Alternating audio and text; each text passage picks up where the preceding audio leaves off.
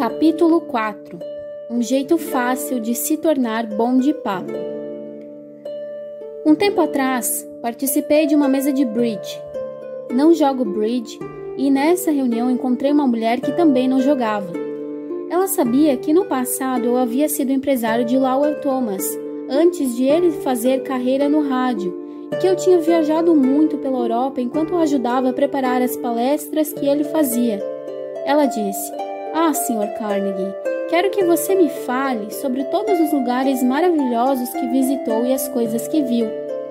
Quando nos sentamos no sofá, ela contou que tinha acabado de voltar de uma viagem à África, na companhia do marido. "África!" exclamei. "Que interessante! Sempre tive vontade de conhecer a África, mas nunca visitei esse continente, a não ser durante uma escala de 24 horas em Argel. Me diga, você visitou algum país com animais de grande porte?" "Sim, que sorte, fiquei com inveja. Fale sobre a África, por favor." Isso a ocupou durante 45 minutos. Não voltou a me perguntar sobre minhas viagens nem sobre o que eu tinha visto. A verdade é que ela não queria me ouvir falar sobre minhas viagens, só queria um ouvinte interessado que lhe permitisse falar sobre os lugares que visitara. Esse comportamento é incomum? Não. Muita gente é assim. Por exemplo, certa vez conheci um renomado botânico num jantar em Nova York organizado por um editor. Eu nunca havia conversado com um botânico e o achei fascinante. Fiquei empolgado enquanto ele falava sobre plantas exóticas, experimentos no desenvolvimento de novas formas de plantas e estufas. Ele me revelou fatos estarrecedores sobre a humilde batata. Eu tinha uma modesta estufa em casa e ele foi gentil a ponto de me ensinar a resolver alguns dos meus problemas. Como disse, estávamos num jantar. Devia haver mais de 10 outros convidados, mas eu violei todas as normas da boa educação, ignorei praticamente todo mundo e conversei horas a fio com o botânico. Quando deu meia-noite, eu me despedi de todos e fui embora. Em seguida, soube que o botânico se virou para o anfitrião e fez uma série de elogios a mim. Disse que eu tinha sido muito estimulante, entre outras coisas, e concluiu afirmando que eu tinha uma conversa muito interessante. Uma conversa muito interessante? Mas eu mal havia falado algumas palavras. Se eu quisesse dizer qualquer coisa, teria que mudar de assunto, pois entendia tanto de botânica quanto da anatomia do pinguim. Acontece que eu o ouvi com atenção. Estava interessado de verdade. Ele percebeu e, claro, ficou satisfeito.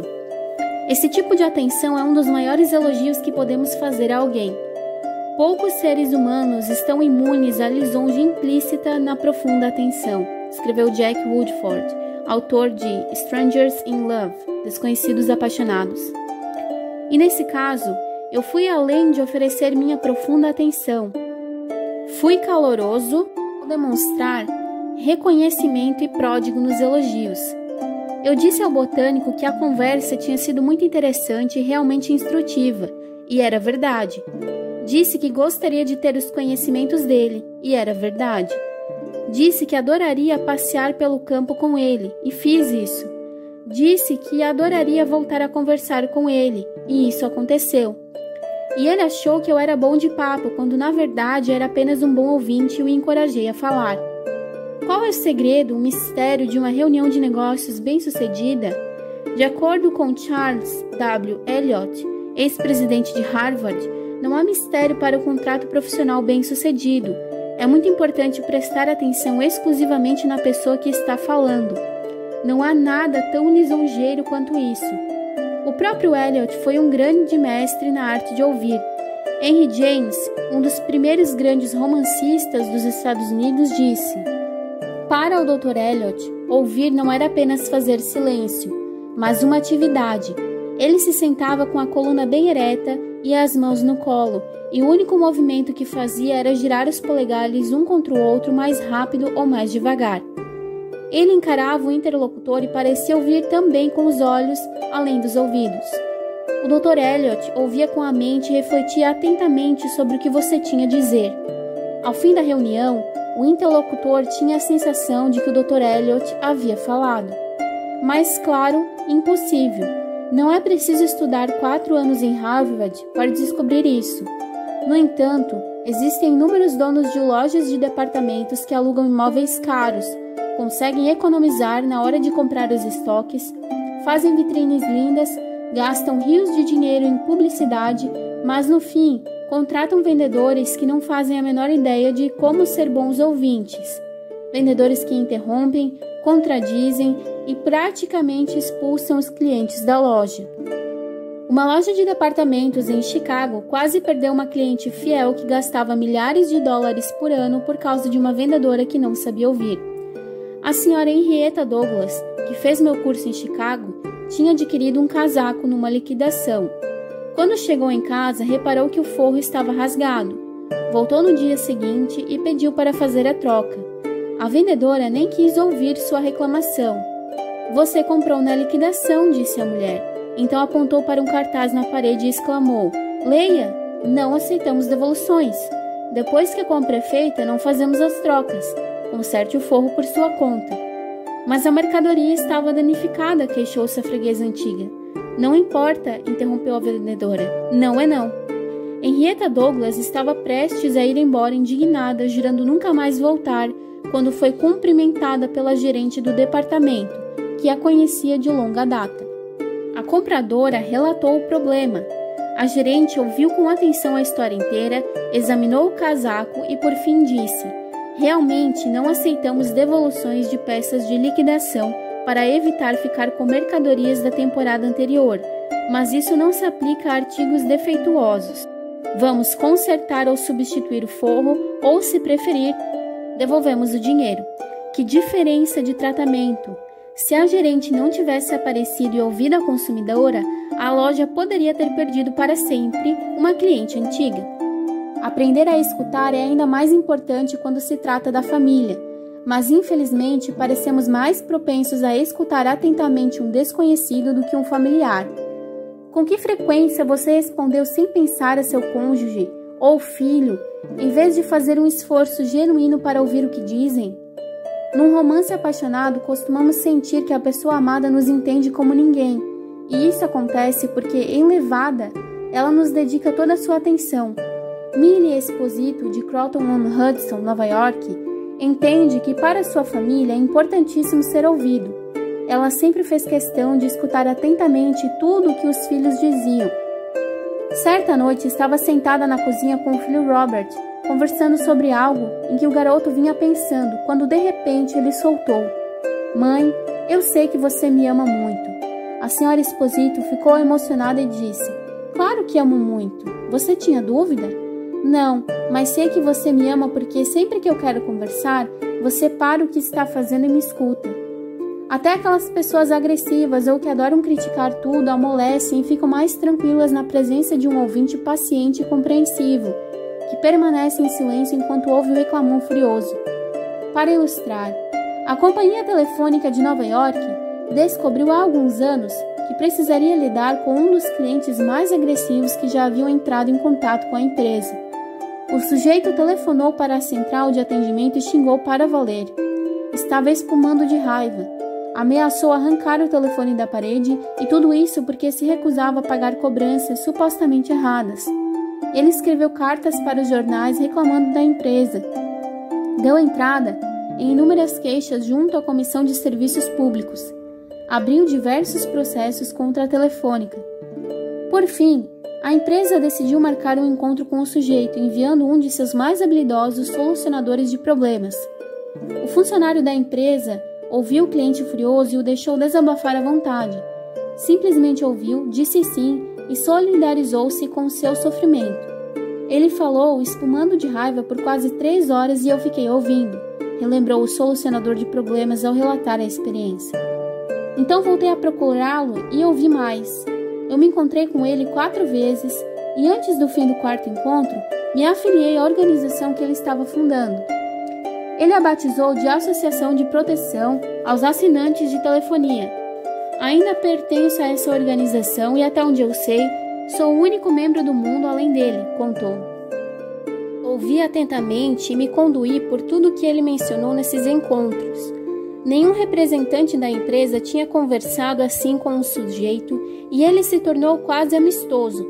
O motivo que me levou a vê-lo não foi mencionado nas 3 primeiras conversas, mas na 4ª o caso foi completamente resolvido. Ele pagou todas as contas e, pela primeira vez na história de seus problemas com a companhia telefônica, retirou voluntariamente as queixas da Comissão de Serviços Públicos. Sem dúvida, esse homem me considerava uma espécie de missionário, defendendo a população contra a exploração insensível da empresa. Mas, na verdade, o que ele realmente queria era se sentir importante. No começo, ele precisou fazer um escarcéu e reclamar para obter esse sentimento. Mas assim que passou a se sentir importante por causa dos encontros com o representante da empresa, as queixas imaginárias desapareceram por completo. Certa manhã, muitos anos atrás, um cliente zangado entrou bufando no escritório de Julian F. Detmer, fundador da Detmer Woolen Company, que depois se tornaria a maior distribuidora mundial de lã para a alfaiataria. Esse homem, um de nossos varejistas, nos devia uma pequena quantia, explicou-me o Sr. Detmer. Ele negava, mas sabíamos que estava enganado. Nosso departamento de cobranças insistiu em cobrar o pagamento.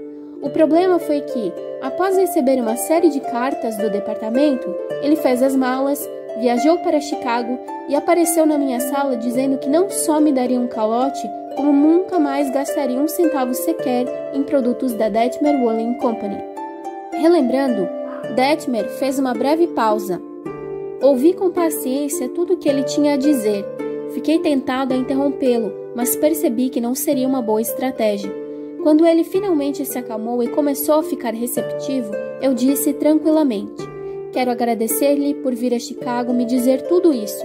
O senhor me fez um grande favor, pois se nosso departamento de cobranças o incomodou, talvez tenha incomodado outros bons clientes, o que seria péssimo para a nossa empresa.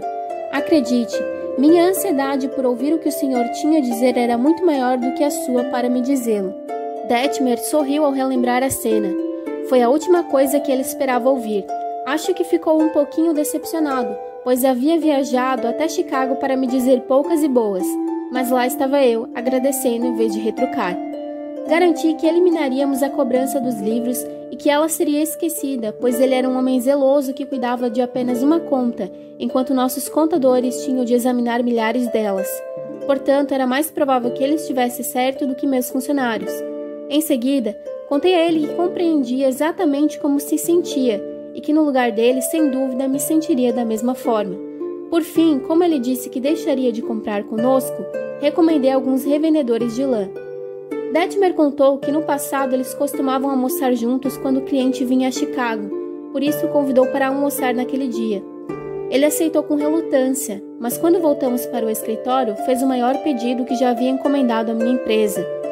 Voltou para casa, mais calmo e, para ser justo conosco, assim como tínhamos sido com ele, examinou as cobranças, descobriu que tinha perdido uma delas e decidiu nos enviar um cheque junto com um pedido de desculpas. Tempos depois, quando seu filho nasceu, ele decidiu que o nome do meio da criança seria Detmer. Permaneceu nosso amigo e cliente até sua morte 22 anos depois. Anos atrás, um pobre imigrante holandês limpava as vitrines de uma padaria depois da escola para ajudar no sustento da família. Eram tão pobres que depois do expediente ele saía pelas ruas com um cesto e recolhia pedrinhas de carvão que caíam na entrega. Aquele menino, Edward Bock, não chegou a somar 6 anos de escolaridade em toda a sua vida, porém acabou se tornando um dos mais bem-sucedidos editores de revista da história do jornalismo americano. Como conseguiu?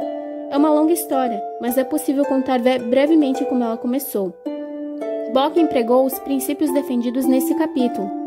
Ele largou a escola aos 13 anos para ser office boy da Western Union, mas nunca desistiu da ideia de estudar. Então começou a estudar por conta própria, economizou o dinheiro do transporte e deixou de almoçar até ter o suficiente para comprar uma enciclopédia de biografias de grandes personagens americanos. E fez algo inédito. Leu sobre a vida de pessoas famosas da época e escreveu-lhes pedindo informações adicionais sobre a infância delas. Era um bom ouvinte. Pediu que aquelas pessoas famosas contassem a ele um pouco mais sobre si. E escreveu ao general James A. Garfield, que na época disputava a presidência da República. perguntando se era verdade que, quando menino, ele trabalhava como rebocador no canal, e Garfield respondeu.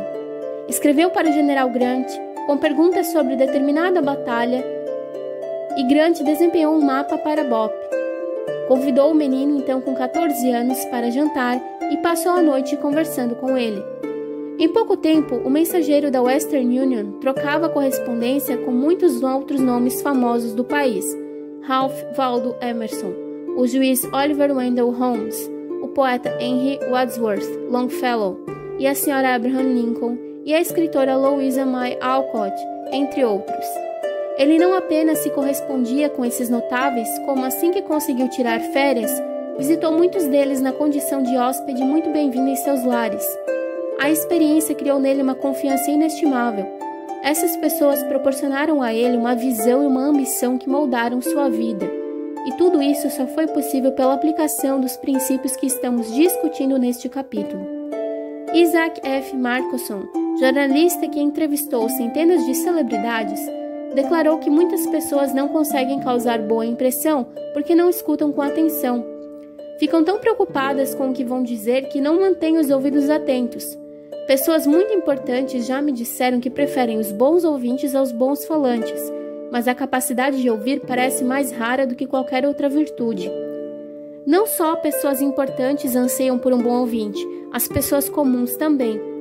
Como apareceu certa vez na Reader's Digest, muitas pessoas chamam um médico quando na verdade só precisam de uma plateia. Durante os momentos mais sombrios da Guerra Civil, Lincoln escreveu para um velho amigo em Springfield, Illinois, pedindo que ele fosse a Washington. Na carta, alegava que tinha alguns problemas que gostaria de discutir. O velho vizinho apareceu na Casa Branca e Lincoln discorreu durante horas sobre a convivência de fazer uma proclamação libertando os escravos. Examinou todos os argumentos pró e contra a medida, depois leu cartas e artigos de jornal, alguns denunciando-o por não ter abolido a escravidão e outros com medo de que ele promovesse a abolição. Horas depois, Lincoln apertou a mão do antigo vizinho, despediu-se e mandou de volta para Illinois, sem sequer pedir sua opinião. Foi praticamente um monólogo de Lincoln. O encontro pareceu ajudá-lo a enxergar o assunto com mais clareza. Ele parecia mais tranquilo depois da conversa, comentou o velho amigo. Lincoln não queria conselhos, queria apenas um ouvinte amistoso e simpático com quem pudesse desabafar. Isso é o que todos queremos quando estamos com problemas.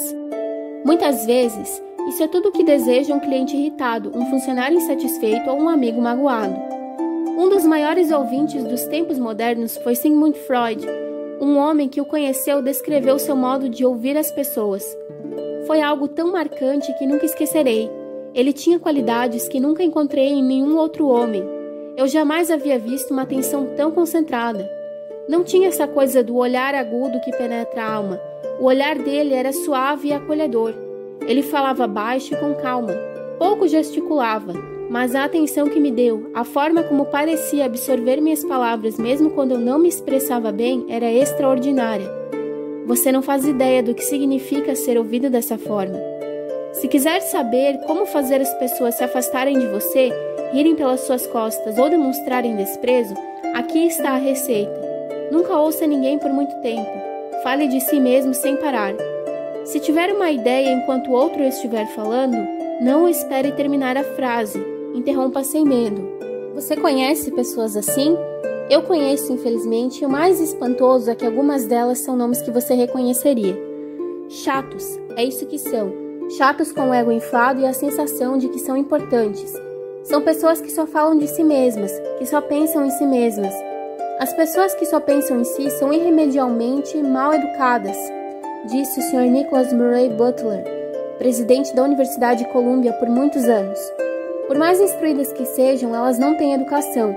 Se você deseja ser bom de papo, seja um ouvinte atento. Para ser interessante, seja interessado. Faça perguntas que os outros vão gostar de responder. Encoraje-os a falar sobre si mesmos e sobre suas realizações. Lembre-se, as pessoas com quem você fala estão 100 vezes mais interessadas em si e nos próprios problemas e necessidade do que em você e seus problemas. A dor de dente de alguém significa mais para a própria pessoa do que 1 milhão de pessoas morrendo de fome na China. Um furúnculo no pescoço interessa mais do que 40 terremotos na África. Pense nisso da próxima vez que puxar assunto com alguém. Princípio 4. Seja um bom ouvinte. Encoraje os outros a falar de si mesmos.